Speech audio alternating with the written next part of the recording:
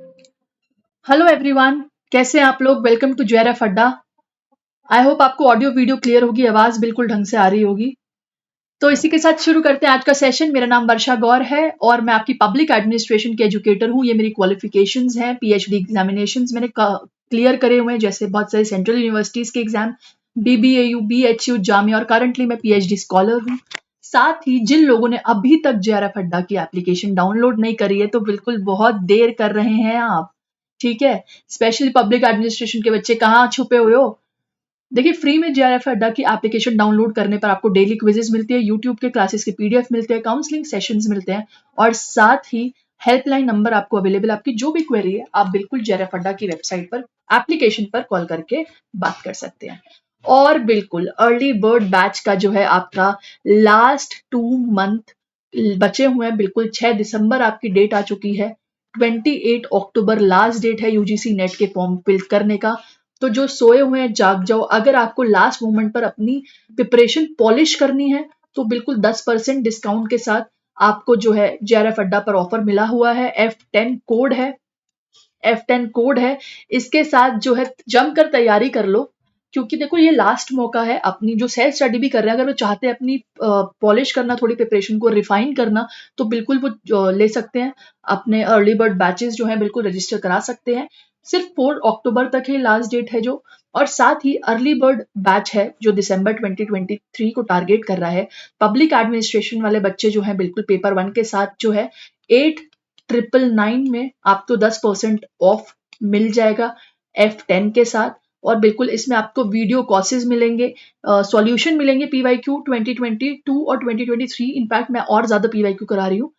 Public administration की बात कर रही हूँ मैं स्पेसिफिकली। टेस्ट सीरीज आपको पेपर 1 की अवेलेबल हो जाएगी बहुत जल्द ऐप पर, पेड ऐप पर। और साथ ही पेपर 1, जो लोग खाली पेपर 1 लेना चाहते हैं, जिनको लगता है पेपर 1 में तैयारी की जरूरत है, तो बिल्कुल आपको उसका भी कोर्स का जो चार्ज है 10% डिस्काउंट के बाद आपको ये पड़ेगा 4499 में, यानी कि 4499 में आपको कोर्स पड़ेगा। और साथ ही वीडियो कोर्स इसमें भी अवेलेबल है, पीडीएफ अवेलेबल है, पीवाईक्यू भी अवेलेबल है।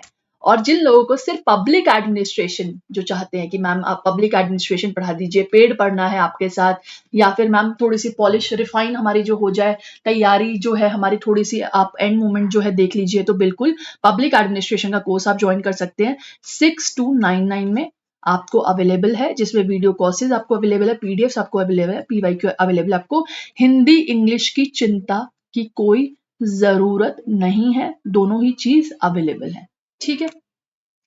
अर्ली बर्ड में आपको बहुत सारे पेपर 2 के सब्जेक्ट मिल रहे हैं। ये सारे सारे सब्जेक्ट आपके पास अवेलेबल है। Computer science, economic, commerce, history, education, home science, public administration आपका मैं पढ़ा रही हूँ, सोशियोलॉजी आपका बिल्कुल जूही मैम पढ़ा रही है।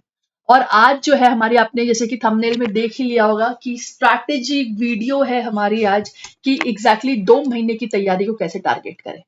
तो देखिए, जो 2 महीने की तैयारी है, मैं इसलिए आज एक खाली स्लाइड आपके लिए लेकर आई हूँ कि मैं आपको सब चीज जो है लिख कर बताऊंगी, क्योंकि इम्पैक्ट होता है ना जो लिखकर, इसका मतलब ये लगता है टीचर वाकई में दिल से बोल रहा है, और एक दिल से जो है कनेक्शन निकलता है जो हमारा है, जो हमारी वाइब मैच होती है।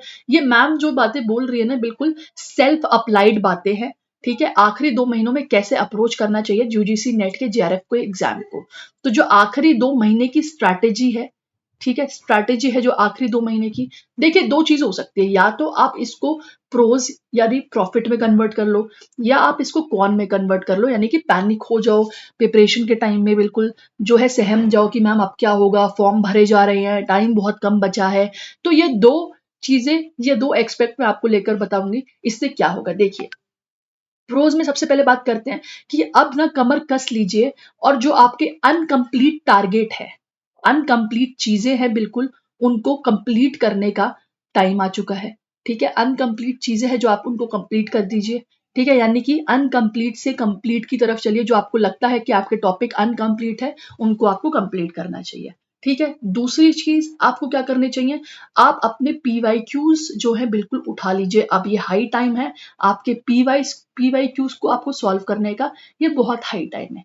इससे क्या होगा, इससे आपके कुछ न्यू कॉन्सेप्ट निकल कर आएंगे, और उन न्यू कॉन्सेप्ट के अब आप छोटे छोटे नोट्स बना लीजिए। छोटे छोटे उन न्यू कॉन्सेप्ट्स के नोट्स बना लिए, जिनको आप लास्ट के 20 दिन या मैं बोलूँ 1 महीने में उन छोटे-छोटे कॉन्सेप्ट को आप रिवाइज़ कर सकते हैं। ठीक है? ये कुछ काम आपके प्राइम प्रायोरिटी पे है कि जो आपके इनकम्प्लीट टॉपिक है या आपका इनकम्प्लीट सिलेबस है, उसको पहले आप कंप्लीट करिए और अपना जो है आपको क्या करना पड़ेगा, एक आपको पीवाईक्यू की प्रैक्टिस करनी पड़ेगी। ये 2 चीज़ आपकी प्रायोरिटीज़ में हो गई हैं यहाँ पर, ठीक है? और तीसरी चीज़ भाई कुछ टाइम के लिए अपने शादी, फंक्शंस, बर्थडे सब भूल जाइए, ठीक है? तो अगर मैं बोलूँ फेस्टिव सीज़न है, दिवाली है, देखिए दिवाली एक बार जेआरएफ क्लियर हो जाए तो हर रोज़ दिवाली है।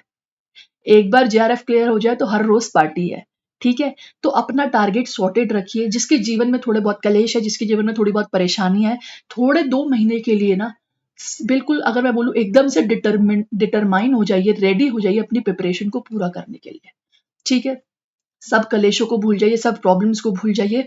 लास्ट के 2 रिवीजन कहते हैं जिसको रज की तैयारी कीजिए। ये रज के लास्ट 2 महीने लगा लीजिए और जेआरएफ आपका होगा, ठीक है? ये आपके पेपर 2 की स्ट्रैटेजी स्पेसिफिकली मैं बता रही हूँ, ठीक है? और साथ ही आपके आर्टिकल्स, अमेंडमेंट्स जितने भी आपके स्टेटमेंट्स हैं, इनको अब लास्ट के 1.5 महीने में इनको उठाना शुरू करिए। अगर जो लोग सोच रहे हैं कि मैम ये अभी तक नहीं कर रहे हैं, ये नहीं होंगे, कॉन्स्टिट्यूशनल बॉडीज़ हो गई हैं आपकी, एक्स्ट्रा जो आपको पीवाईक्यू में से चीज़ें निकल के आ रही हैं, उनको बिल्कुल अब करना शुरू कर दीजिए। स्टेटमेंट्स आपकी जो हो गई हैं स्पेसिफिकली, ऑथर और बुक्स के चार्ट्स जो है, उनको बनाना शुरू कर दीजिए और जो बनाए हुए हैं, तो बिल्कुल उनकी रिवीजन रखिए, ठीक है?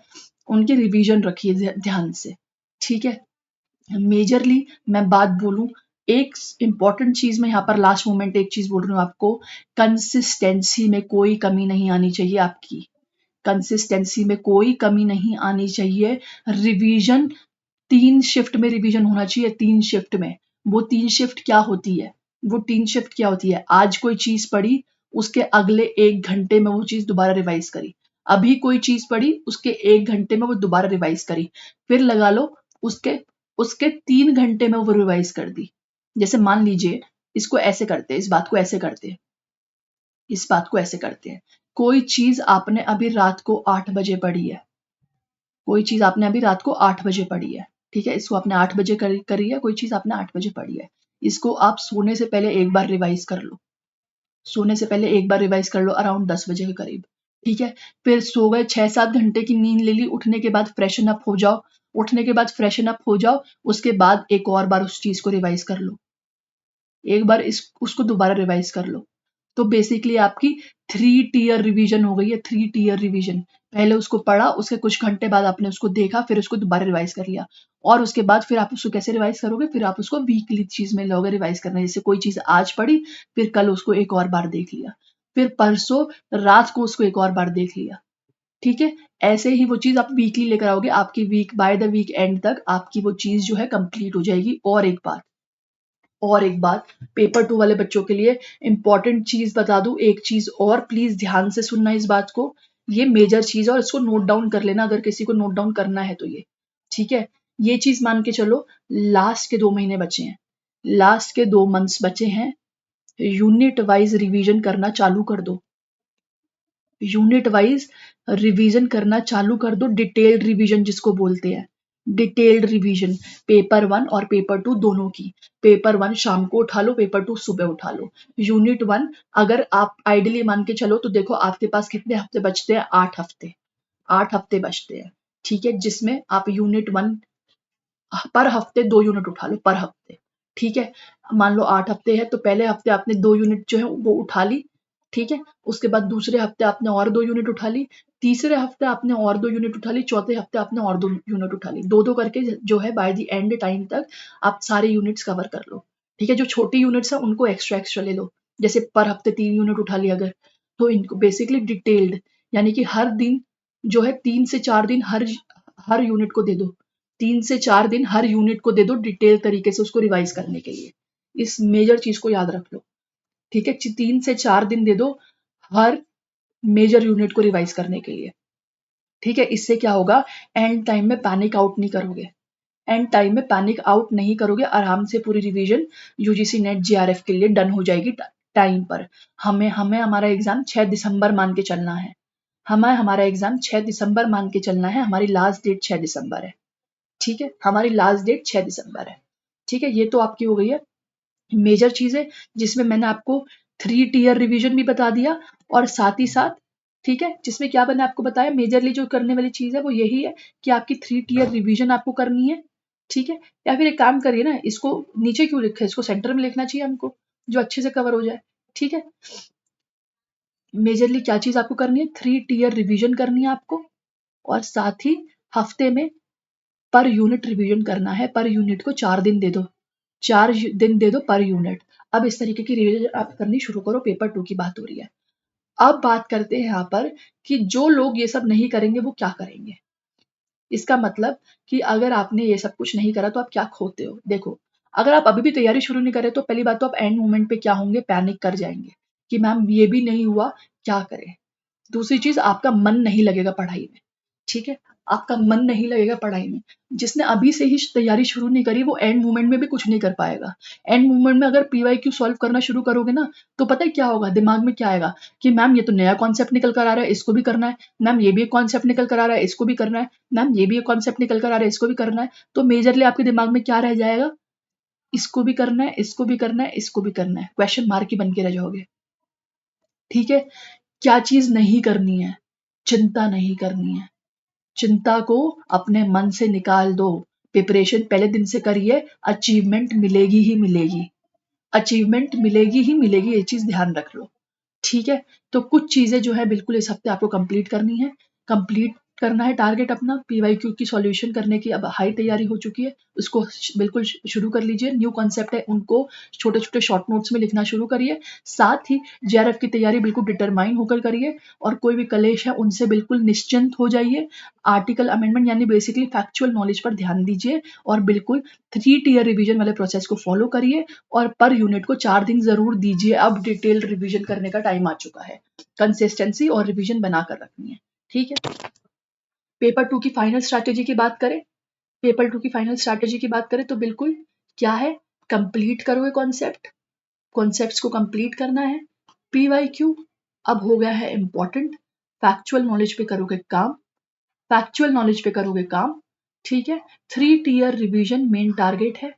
3 टियर रिवीजन के साथ अपनी प्रोग्रेस को आगे बढ़ाओगे। साथ ही अगर मैं पब्लिक एडमिनिस्ट्रेशन की बात करूं तो यूनिट पर यूनिट को 4 दिन देने हैं, 4 डेज पर यूनिट। इसी के तरीके से फाइनल टाइम में रिवीजन कंप्लीट हो जाएगी। और एक और चीज जो मेजर चीज हो क्या है, कमेंट्स में लिखिए, कंसिस्टेंसी। कंसिस्टेंसी बरकरार रहेगी। बच्चे मेरे पैनिक आउट नहीं होंगे पब्लिक एडमिनिस्ट्रेशन के। बहुत जल्द जो है एक सरप्राइज आने वाला है आप लोगों के लिए यूट्यूब पर स्पेशली, ठीक है? वो सरप्राइज पता चलेगा 5 अक्टूबर को, ठीक है? बहुत जल्द सरप्राइज आने वाला है यूट्यूब पे, 5 अक्टूबर को ये सरप्राइज जरूर पता चलेगा, ठीक है? और ये यूट्यूब वाले बच्चों के लिए, पब्लिक एडमिनिस्ट्रेशन बच्चों के लिए बहुत बढ़िया खबर होने वाली है, ये बात मैं आपको बता रही हूँ, ठीक है? तो यानी कि सबसे पहले तो इस प्रिपरेशन के साथ जो है आप बिल्कुल अपने टारगेट्स को अचीव कर पाएंगे, ठीक है? दोबारा बता रही हूँ, जिनको अगर अभी भी हाई टाइम है, जिनको अगर पेड कोर्स लेना है ले लो, वहां पर तैयारी जबरदस्त हो रही है। जिनको पेड कोर्स लेना है वो ले सकते हैं। कोड आपका F10 गिवन है, वहां तैयारी बढ़िया से हो रही है, ठीक है? यहाँ भी हो रही है, कोई दिक्कत वाली बात नहीं है, लेकिन यहाँ मैं रेगुलर सेशन नहीं ले पा रही, या फिर जो सेशन हो रहे हैं वो कम टाइम लिमिट के हो रहे हैं, क्योंकि जाहिर सी बात है यूट्यूब पर है, सभी को सेशन लेना होता है तो टाइम लिमिट जो है थोड़ी कम बनती है। वहां पे कोई बाउंडेशन नहीं है पेड पे, बस ये फर्क हो जाता है। वहां 1.5-2 घंटे क्लास चलती रहती है, तो वहां कोई बाउंडेशन नहीं है, ठीक है? आगे बात करते हैं मेजरली पब्लिक एडमिनिस्ट्रेशन वाले बच्चों को पेपर 1 के लिए क्या करना है। देखो, आई होप मैंने पहले भी इस चीज पे सेशन लिया, डाटा इंटरप्रिटेशन जो है आप लगा रहे होंगे, डीआई सॉल्व कर रहे हो। मैथ्स में सबका हाथ टाइट रहता है भैया, मैथ्स कंप्लीट करके रखो बिल्कुल, ठीक है? एवरेज, रेशियो, प्रपोर्शन और आपका परसेंटेज क्लियर होना चाहिए, ये आपका मामला क्लियर होना चाहिए, ये आपका, समझ रहे हो बात को? मैथ्स बिल्कुल क्लियर रखोगे।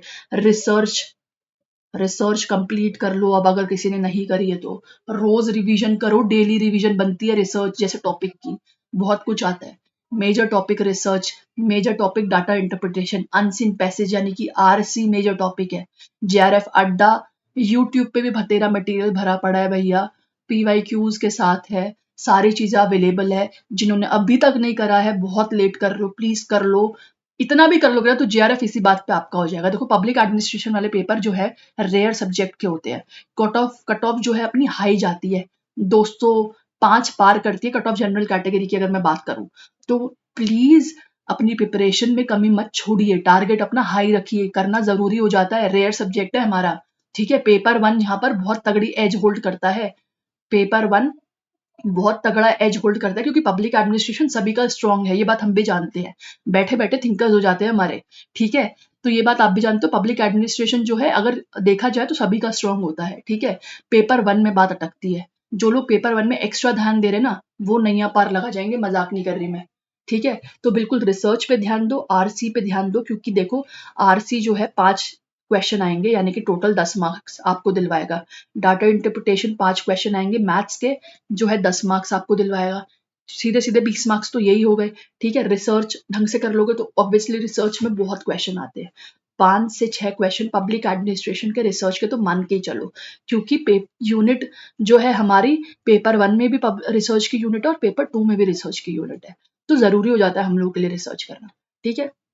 एक और चीज बोलती हूँ, देखो हायर एजुकेशन भी जरूर कर लेना, मैं जनरली बोलती नहीं हूँ ऐसे यूनिट्स करने के लिए, लेकिन हायर एजुकेशन कर लेना, स्पेशली एनईपी, क्योंकि हमारे ना बहुत क्वेश्चन बनते हैं एनईपी के, ठीक है। एनईपी 2020 हमारे क्या सबके ही एनईपी से क्वेश्चन बनते हैं, अपनी कमेटी से क्वेश्चन बनते हैं बहुत सारी, ठीक है, और एंशियंट टाइम से भी क्वेश्चन बनते हैं, स्कीम से भी क्वेश्चन बनते हैं, तो ये सारी चीजें जो है हायर एजुकेशन की जेआरएफ अड्डा पर बहुत सारी चीजें हो रखी है, इसको कंप्लीट कर लो, ठीक है, इसको कंप्लीट कर लो। साथ ही अपना लॉजिकल रीजनिंग सुधार लो। देखो इमीडिएट इंटरफेरेंस ऐसी ऐसी यूनिट पब्लिक एडमिनिस्ट्रेशन में पूछी जा रही है, लॉजिकल रीजनिंग, इमीडिएट इंटरफेरेंस, जिन्होंने नाम नहीं सुने हैं यूट्यूब पर अदिति मैम ने क्लासेस करवाई हुई हैं इनकी, कर लीजिए इसको। एसओपीज, स्क्वायर ऑफ ऑपोजिशन, आपकी फैलेसीज, हिंदी इंग्लिश बैरिकेड मत बनाइए इस चीज में, पेपर 1 की तैयारी करनी है, हिंदी इंग्लिश बैरिकेड बनाओगे तो मार्क्स कम ही आएंगे, दिमाग खोल के पढ़ोगे ना तो हिंदी इंग्लिश का भी बैरिकेड नहीं रहेगा, क्योंकि हम आम भाषा में हिंदी इंग्लिश समझ रहे हैं, भाई साहब मास्टर्स कर रहे हैं हम, इतनी तो इंग्लिश हिंदी आनी चाहिए हम लोग को, क्यों, प्रोफेसर बनने जाएंगे आप, रिसर्चर बनेंगे आप, थोड़ी बहुत तो आनी चाहिए कि आप एक तरीके से समझा पाए, डिकोड कर पाए कोई चीज। तो अगर अभी भी इंग्लिश हिंदी का बैरिकेड है तो बहुत पीछे हो पब्लिक एडमिनिस्ट्रेशन वाले बच्चों, मैं मजाक नहीं कर रही हूँ, उस तरीके से तैयारी करना शुरू करो, अभी भी 2 महीने हैं, टाइम है, बिल्कुल बेसिक से पब्लिक एडमिनिस्ट्रेशन की बात करूँ तो वो भी मैंने कराया हुआ है, बिल्कुल बेसिक से पेपर 1 अदिति मैम ने बिल्कुल, इनफैक्ट बहुत सारी फैकल्टी ने संभाला हुआ है यहाँ पर, जेआरएफ अड्डा यूट्यूब पे बहुत सारी चीजें हैं, आपको भरमार है, इसको छोड़िए मत, सबको कवर कर लीजिए। देखिए 2 महीने में ना बहुत कुछ हो सकता है, बहुत कुछ हो सकता है, समझ रहे हो, बहुत कुछ। ये 2 महीने को आप 4 महीने कैसे बना दोगे ना, डबल मेहनत करके, ये आपके हाथ में है।